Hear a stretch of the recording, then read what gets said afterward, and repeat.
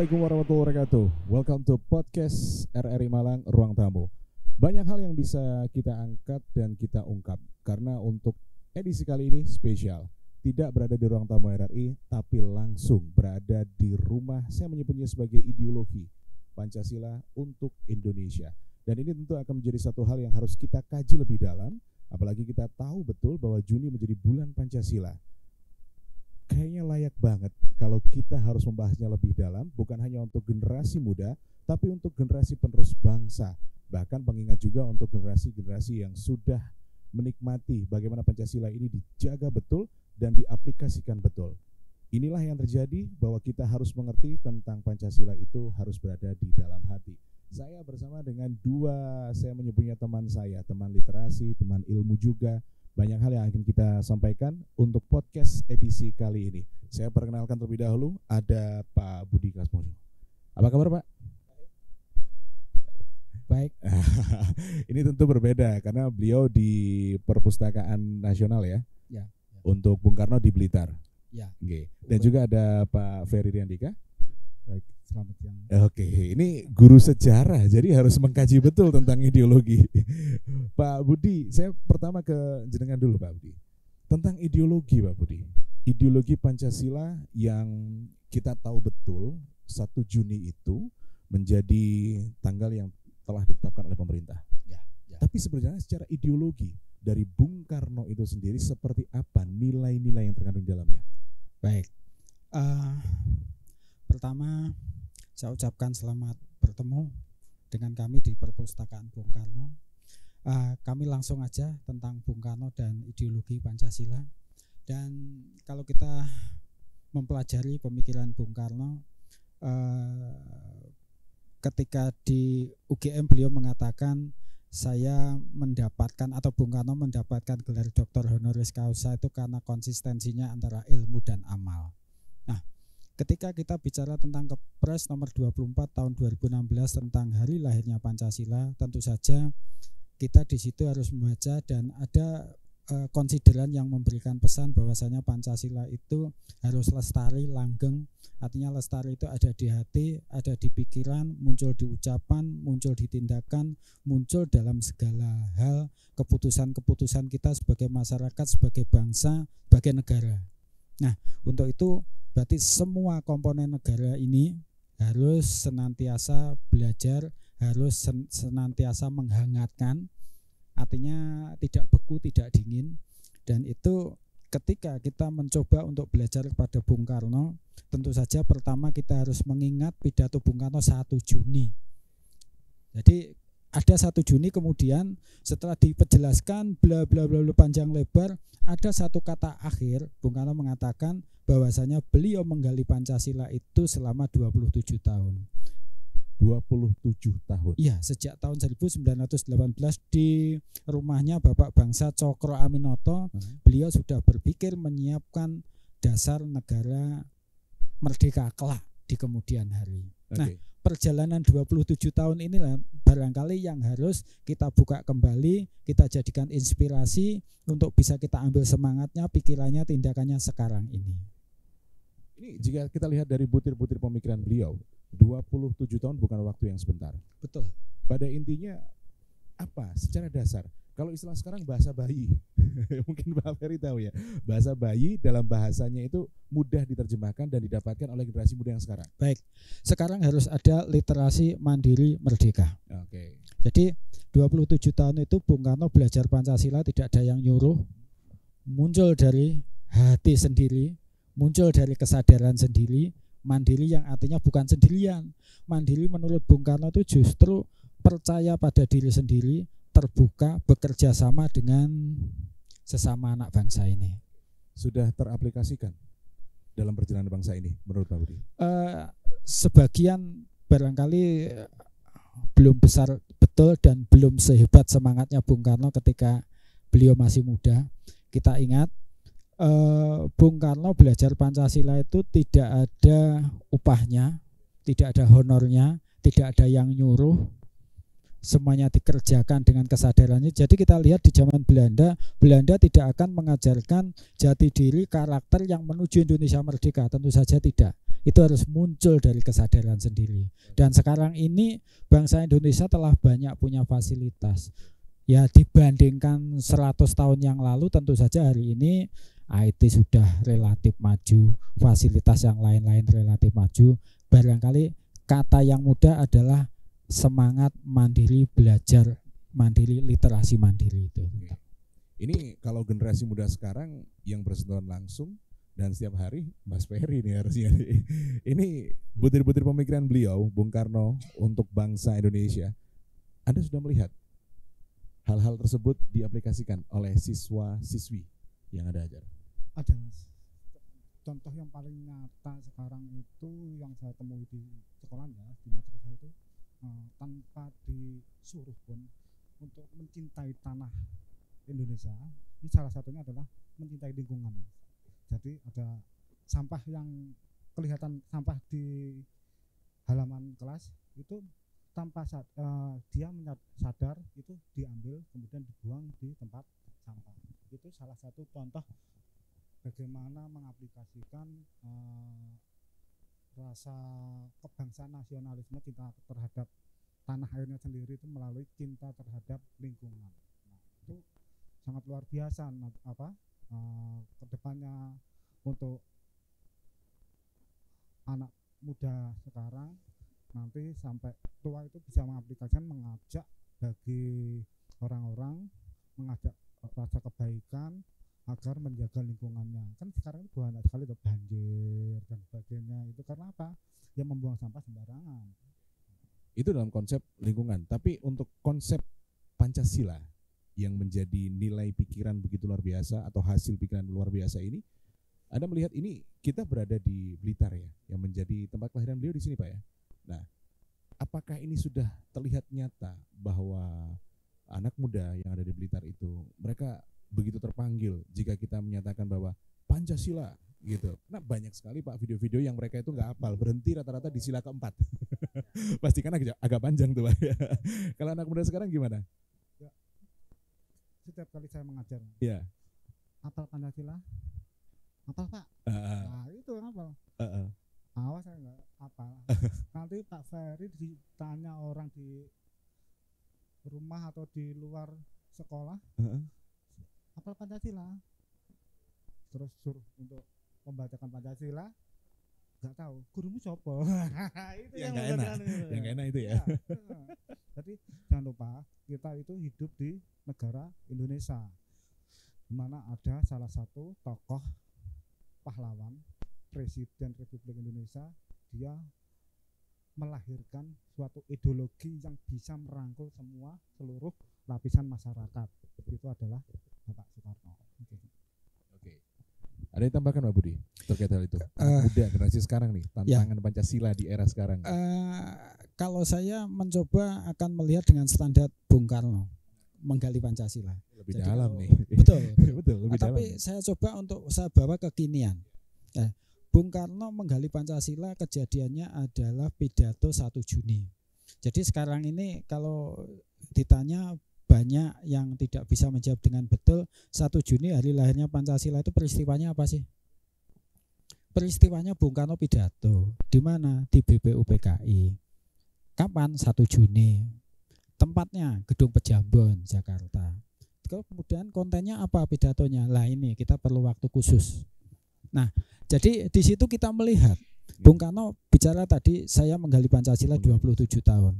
Berarti perlu waktu, yo sabar, yo tawakal, yo terima, yo teman dengan segala macam penderitaan diakibatkan ilmu dan amal Pancasila sebagai perjuangan itu. Nah, sifat ini loh, semangat tawakal, semangat sabar, ini yang harus dibawa sekarang ini.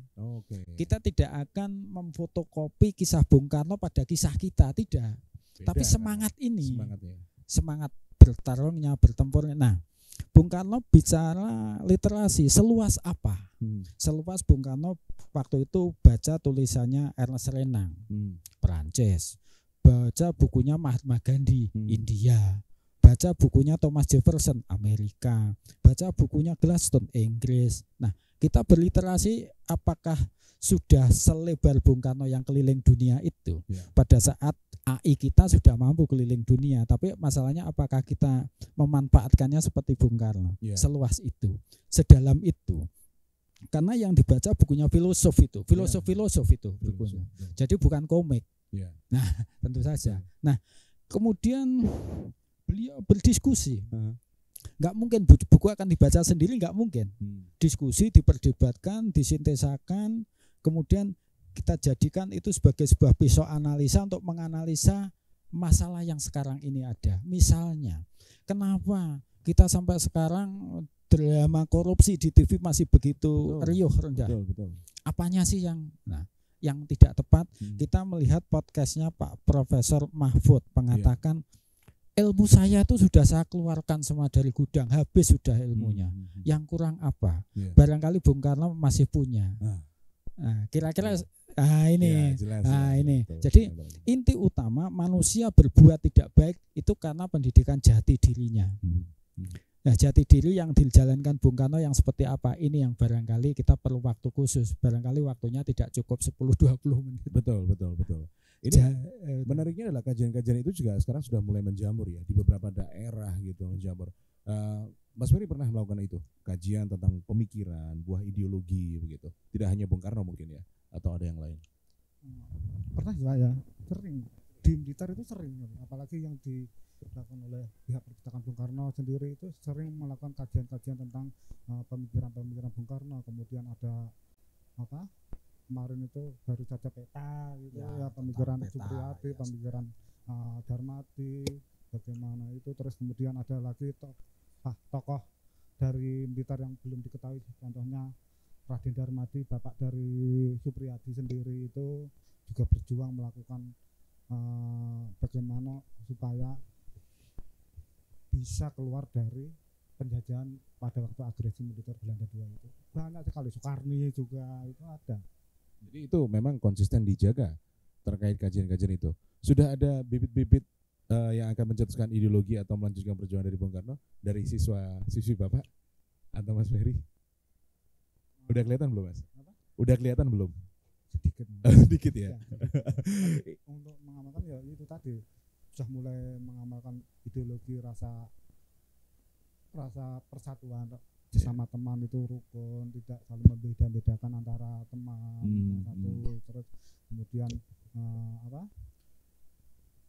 saling menolong di sekolahan, kalau tidak lupa membawa pulpen gitu dipinjami, tapi besok harus membawa pulpen. Oke, ada nilai tanggung jawab di sana, ada nilai kepedulian yang muncul. Tapi dari 5 sila itu yang setiap, kalau di kami setiap hari Senin harus menghafalkan itu. Tapi atau setiap upacara besar, cukupkah hal itu untuk bisa menguatkan jati diri kita sebagai bangsa Indonesia? Nampaknya kurang. Jadi ketika kita kembali ke tokoh kita Bung Karno 1 Juni ini yang mengatakan 27 tahun itu prosesnya kayak apa? Kita akan melihat setidak-tidaknya buku di bawah bendera revolusi. Pertama kali Bung Karno mencoba menyumbangkan pemikiran tentang persatuan, kesatuan, kebangsaan. Kebangsaan Indonesia adalah rasa ingin bersatu sebagai sebuah bangsa yang tidak mengedepankan perbedaan-perbedaan. Itu Ernest Renang, profesor. Artinya ini perlu kita bedah satu bedahan sendiri ini. Nah, kemudian ada yang iki ketoke rodok Jawa. Nasionalisme Indonesia itu adalah menerima rasa hidupnya sebagai satu wahyu dan menjalankan rasa hidupnya sebagai satu bakti. Rasa hidup adalah roh yang berasal dari Tuhan yang Maha Esa, Tuhan seluruh sekalian alam. Nah, jadi kalau sudah sampai di situ, nampaknya kalau kita hanya menghafalkan satu ketuhanan yang Maha Esa, dua tapi nggak tahu urutan lini masa kejadian dan proses sintesanya, nampaknya kita masih jauh. Dan kita perpustakaan Bung Karno berusaha untuk mendekatkan dengan ilmunya itu. Jadi kita punya kelas Bung Karno, kelas diskusi, ya kita intinya ingin mendekatkan itu. Jadi mendekatkan pemikiran Bung Karno ke tengah masyarakat, tentu saja mendekatkan kita harus lebih dulu dekat. Jadi kita pustakawannya juga komunitas pegiat literasi sejarah. Memang kita harus menjadi pionir untuk itu. Jadi kembali ke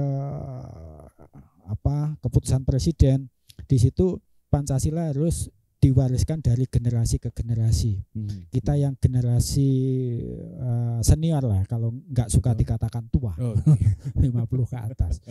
Ketika kita mewariskan kepada yang muda, kita harus pegang ilmunya. Kita bukan mewariskan STN, BPKB, sertifikat tanah dan sebagainya. Mewariskan konsep, mewariskan semangat, mewariskan ilmu. Artinya yang mewariskan dan yang menerima warisan harus berada dalam satu gelombang. Oke. Ini penyamaan visi dan juga pengaplikasian yang ada di seluruh masyarakat dan bagaimana tiap hari kita itu ya memegang teguh Pancasila.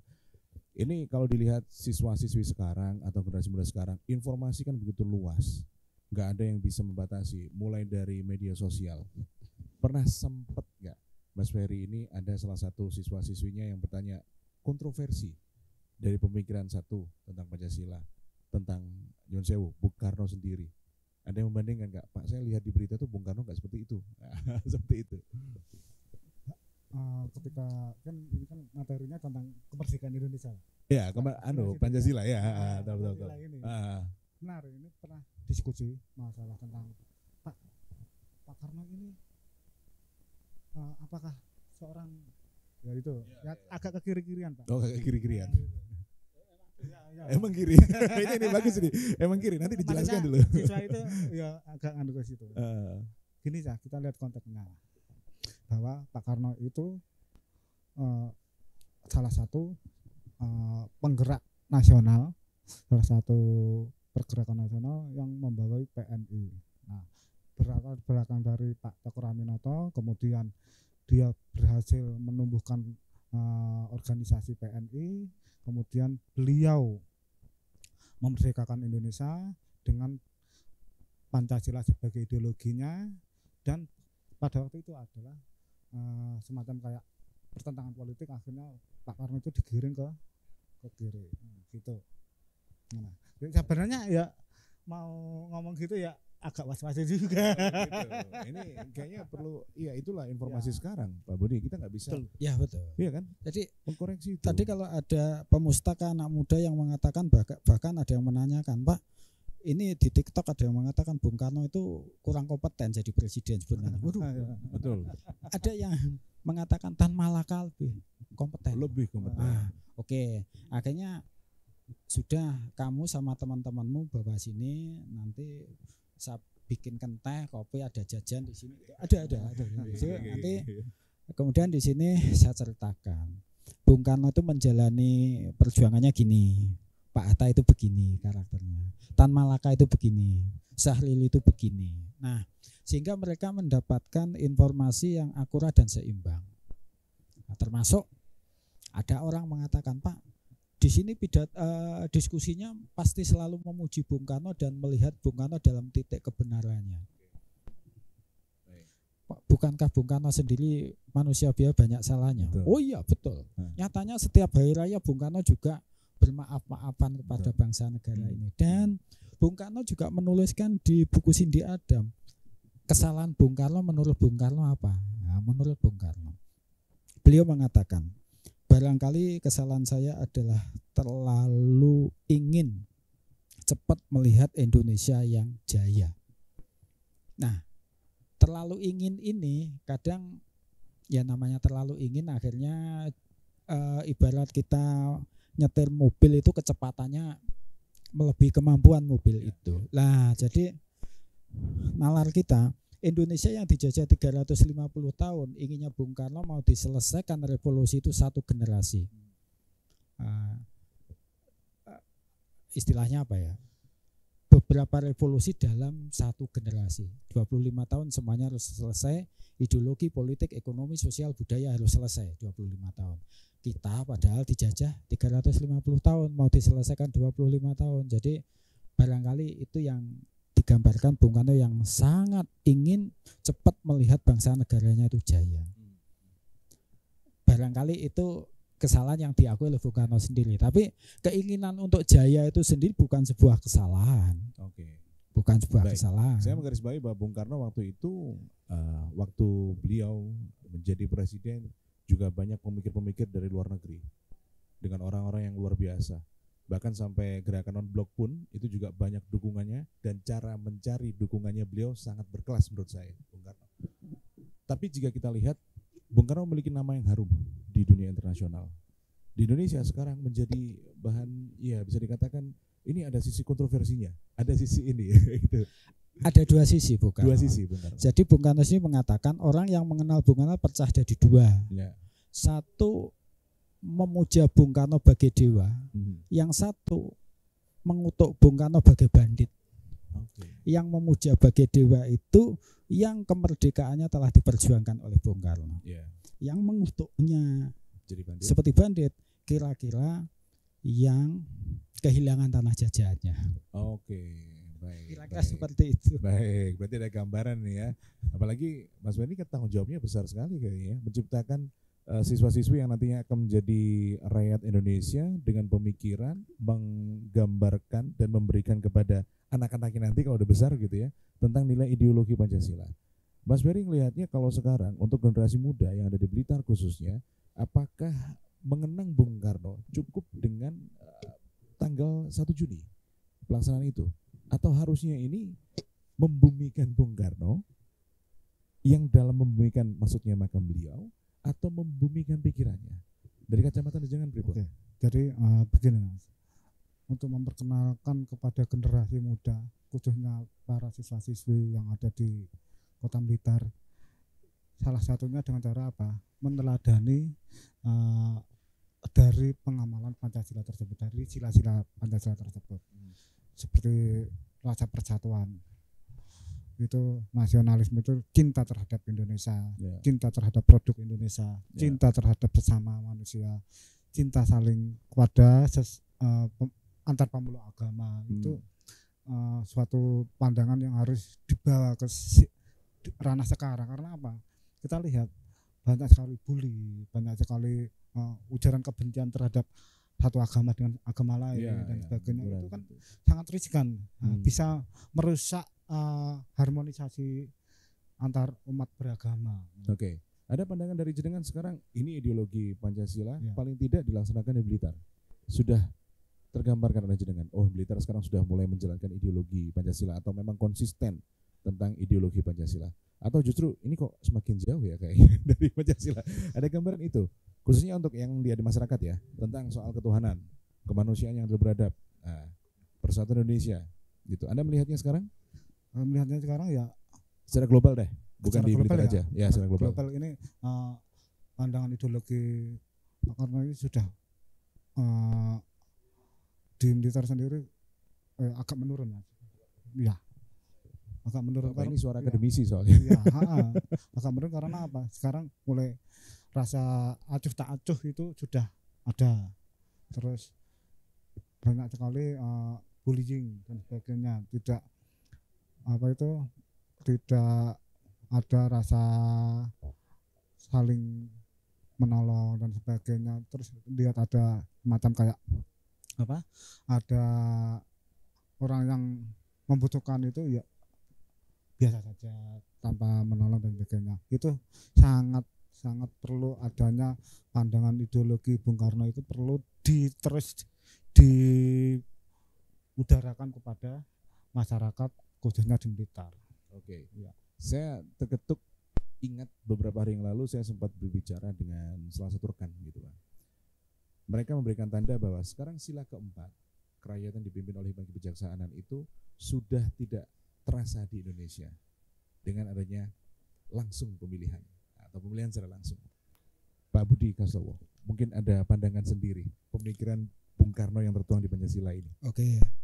Ya memang kalau yang diajarkan Bung Karno nanti harus ada demokrasi politik, ada demokrasi ekonomi, nanti hasilnya kesejahteraan. Tapi semua itu bagian dari lima yang tidak bisa dipisah-pisahkan. Oke, saya garis bawahi dulu ya. Berarti 5 ini adalah satu, gampangnya paket lah ya. Paket. Oke. Paket, betul. Jadi nggak bisa dipisah-pisahkan. Jadi kalau ada salah satu yang ditafsiri tidak sesuai dengan hakikatnya seperti yang kita inginkan, nampaknya ya kita harus berdoa, bertindak, kembali ke jalan yang benar dan yang diridhoi. Nah, seperti itu. Ini yang harus ditumbuhkan menjadi kesadaran bersama. Kesadaran bersama itu artinya kesadaran kebangsaan, ya jadi gerakan bersama, karena seperti tadi kepresnya mengatakan yang melanggengkan, melestarikan harus semuanya. Semua itu kita nggak bisa nyalain anak-anak muda. Anak tua juga harus beri contoh. Jadi tidak mungkin yang muda mengerti kalau yang tua tidak membuat kebijakan supaya ini terjadi proses mengerti. Nah, jadi karena ini kita bicara negara, ada aparat negara, ada lembaga negara, ada warga negara, semuanya harus terlibat ke sana. Pesannya Bung Karno, kenis yonder dat is dulus, dat yonder kenis is recting loose. Ilmu tanpa amal sia-sia, amal tanpa ilmu potensi tersesat, ngawur. Makanya ketika saya di awal tadi, bagaimana kita mencoba mengambil semangat inspirasi dari Bung Karno dalam hal menggali Pancasila, itu yang harus diwarisi semangatnya generasi kita sekarang. Generasi sekarang, saya tidak akan mengatakan generasi muda, karena tanggung jawabnya ya tua ya muda, semuanya. Semua garis bawah, semua.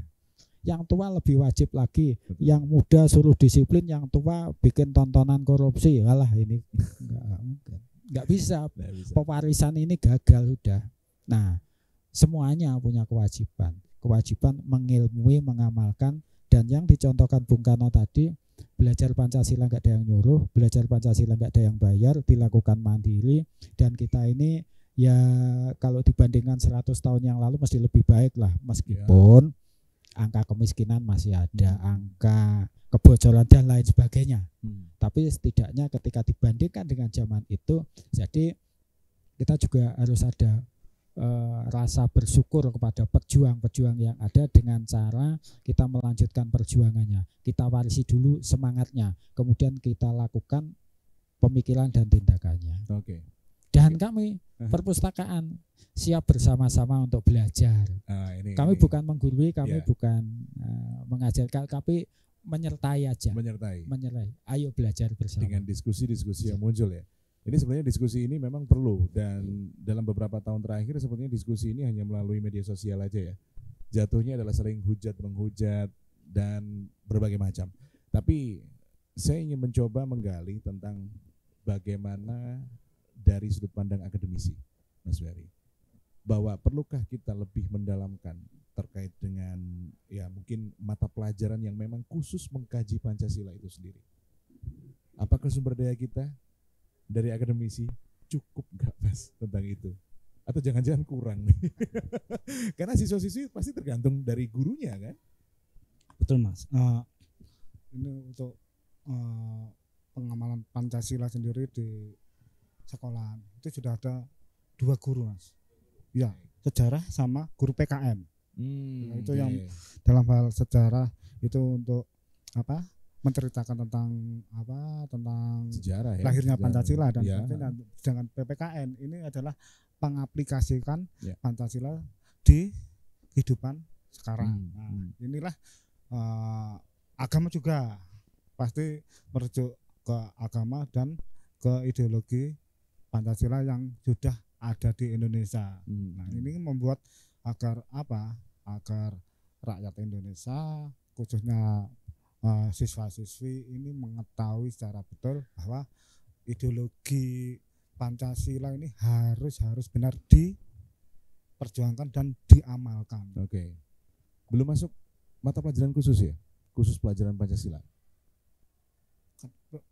Sudah ada kan pendidikan Pancasila dan kewarganegaraan dan kewarganegaraan. Artinya yang saya maksudkan apakah ideologi mengkaji lebih dalam Pancasila itu dimasukkan khusus dalam satu pelajaran khusus atau silabus lah Pak? Nampaknya lebih baik atau lebih harus ada seperti itu. Harus dimasukkan berarti? Ya. Jadi tidak hanya di formal, informal, non formal. Aha. Jadi dulu masa saya masih muda di tingkat RT Iya. ada diskusi karakter des. Oke. Karakter. Sekarang itu ya entah karena reformasi kita ambilkin bersama-sama Iya, ya. betul. Kita berdirikan lagi dengan susah. Susah betul. Jadi keputusan politik itu harus di tingkat atas dan ternyata ini susah. Iya.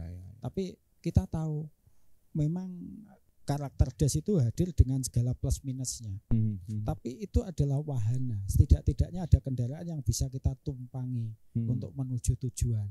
Nah, Oke. itu barangkali mengambil semangat dari itu. Bagaimana kalau kita sampai tingkat RT pun tiap kelurahan membuat diskusi itu. Iya. Tentu saja kalau perpustakaan Bung Karno dengan cara seperti ini, kalau RT kelurahan berarti di pemerintah daerah masing-masing. Oke. Atas dasar kepres tadi, ini dibudayakan, ini diberdayakan, dibiasakan. Bisanya ya karena dipaksakan. Dipaksakan. Oke. Dipaksakan dari diri sendiri. Iya, berarti perlukah atau bagaimana cara kita untuk istilahnya adalah merayakan setiap tanggal 1 Juni ini, bulan Bung Karno ataupun juga Pancasila yang jatuh pada 1 Juni ini. Bagaimana cara kita merayakan untuk menggambarkan bahwa ideologi Pancasila itu masih tetap terjaga, Pak Budi? Kalau saya ya harus ada targetnya. Setelah memperingati harus ingat. Ayo kita survei. Iya. Setelah memperingati coba anak-anak atau kita ingat apa? Oke. Harus ingat ya kejadian 1 Juni itu apa. Iya. Nah, tebakan saya, hipotesa saya, spekulasi saya sebagian besar tidak ingat. Kita bikin ingat. Ayo kita bikin ingat menurut kemampuan kita, menurut posisi kita. Iya. Jadi kalau yang guru dosen barangkali bisa memerintahkan pada mahasiswa-siswanya untuk betul-betul memaksa membaca 1 Juni apa.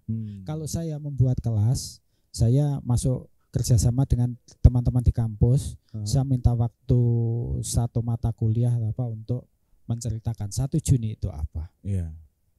Kalau kami di perpustakaan seperti itu. Jadi merayakan kami, merayakan kalau dalam konteks kebudayaan di Blitar ini ya, ada gerbek Pancasila, ada brokowan Pancasila, tapi mari kita ingat nalarnya, kita sehatkan nalarnya. Memperingati hasilnya harus ingat. Ingat apa? Ingat yang kita peringati itu loh apa? Betul. Lahirnya Pancasila itu peristiwa apa? Bung Karno pidato. Pidatonya apa? Lah ayo kita baca pidatonya apa biar tahu kita. Oke. Nah seperti itu. Ini perayaan ataupun juga cara kita untuk merayakan. Mas Ferry punya pandangan sendiri sebagai akademisi. Perayaan yang lakukan dengan siswa itu ya itu tadi mengamalkan Pancasila. Mengamalkan Pancasila. Harus bisa pertama mengetahui sila-sila itu ada 5 harus hafal. Iya. 1 ya wajib hafal ya. Nah, wajib hafal karena kita tinggal di Indonesia. Ya. Itu adalah ideologi bangsa Indonesia. Gitu. Betul. Jadi bukannya siswanya, kepala daerah juga harus hafal. harus dong. Kita juga harus hafal juga. Iya. Karena kemarin sempat viral Pak, banyak yang nggak hafal lupa, padahal baca teks gitu loh. Kalau di Blitar enggak lah, aman lah ya. Oke, jika melihat dari perayaan-perayaan sekarang, cukupkah Perpustakaan Nasional Bung Karno ini terlibat dalam hal-hal besar, termasuk diskusi, lalu juga perayaan dari Hari Lahir Pancasila, cukupkah dengan acara yang sekarang? Atau juga justru kalau di Blitar ini mungkin bisa keluar begitu untuk lebih menanamkan? Kalau lembaga itu tolak ukurnya, sukses atau tidak itu kan punya tolak ukur sendiri. Ada sertifikasinya, ada serapan terbaik, misalnya serapan keuangan dan baik. Nah, tapi kalau konteksnya kita filsafat, sejarah, visioner dikatakan Bung Karno. Nah, perpustakaan Bung Karno idealnya standarnya siapa? Standarnya Bung Karno. Wah ya kita masih jauh sekali. Standarnya Bung Karno artinya kekuatan kita berliterasinya sekuat Bung Karno.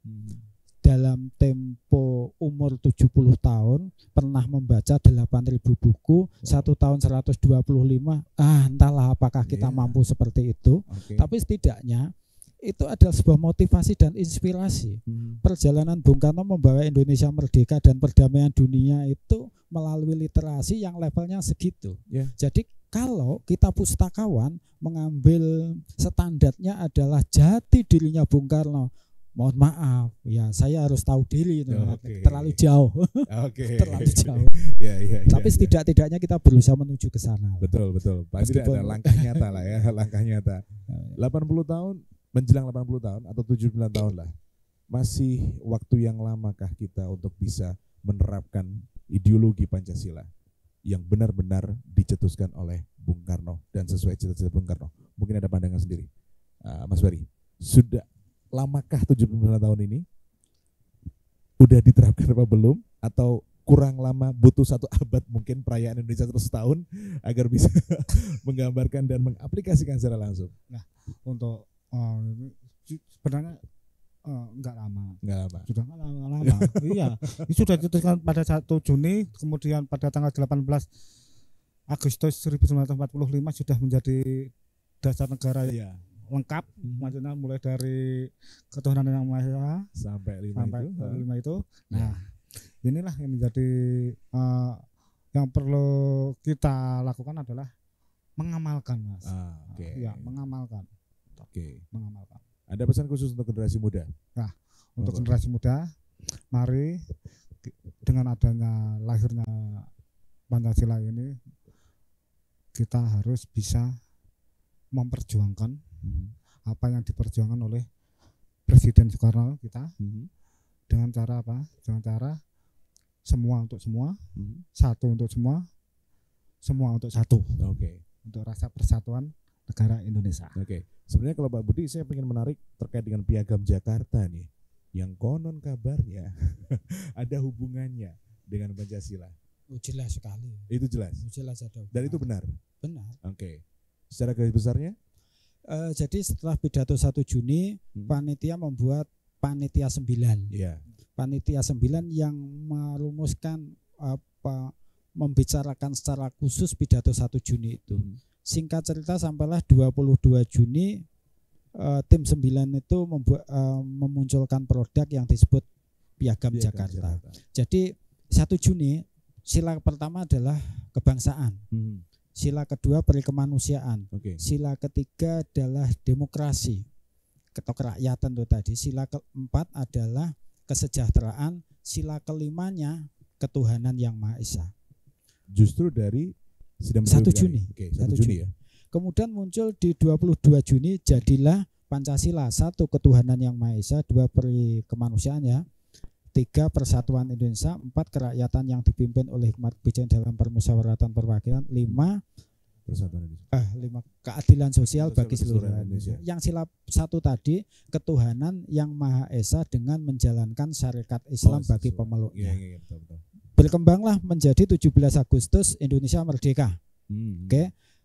Ada perwakilan saudara-saudara dari timur yang non Islam. Ya. Lewat Pak Hatta mengatakan tidak bisa menerima syariat Islam dijadikan dasar negara. Itu silakan dijadikan di kepres atau apa, tapi jangan di dasar negara.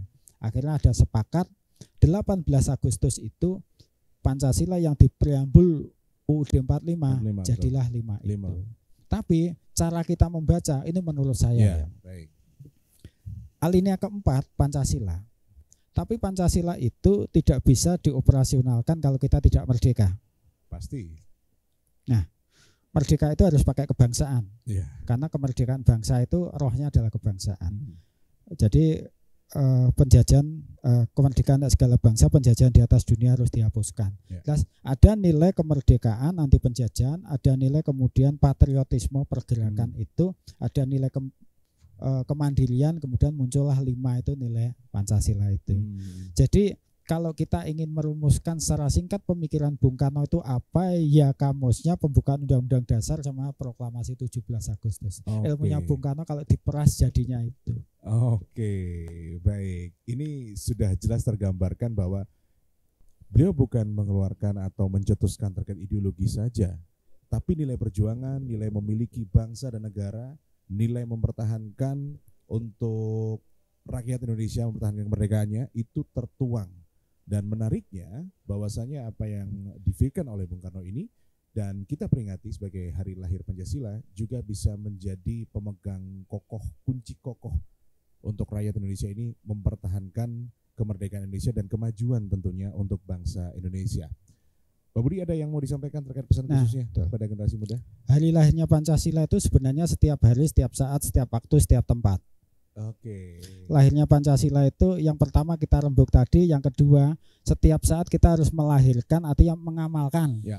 Terlahirkan dari batin, pikir, diamalkan menjadi ucapan dan segala macam tindakan kita bermasyarakat, berbangsa, bernegara dalam aspek ideologi, politik, ekonomi, sosial, budaya. Oke. Jadi ternyata bulan Pancasila itu bukan bulan Juni, seluruh bulan itu adalah bulan Pancasila, seluruh hari adalah hari Pancasila. Oke, baik. Ini statement yang harus kita kunci untuk bisa memperkuat nilai-nilai ideologi Pancasila dalam diri kita. Salah satu peninggalannya adalah ini peci juga ya, yang menjadi ciri khas ya. Kami bertiga semangat menggunakan peci dan ini menjadi salah satu peninggalan yang sangat luar biasa, identitas Indonesia dimanapun berada. Kalau udah ngelihat masyarakat bisa pakai peci berarti orang Indonesia pasti ya. Orang Indonesia. Baik, terima kasih. Saya Mario mengucapkan terima kasih Pak Budi Kastowo matur nuwun, Mas Ferry, akademisi di Blitar. Kami ucapkan terima kasih dan semangat kita untuk memajukan Indonesia berawal dari cinta kita dan pengaplikasian kita kepada nilai-nilai ideologi Pancasila. Selamat merayakan Hari Lahir Pancasila. Assalamualaikum warahmatullahi wabarakatuh.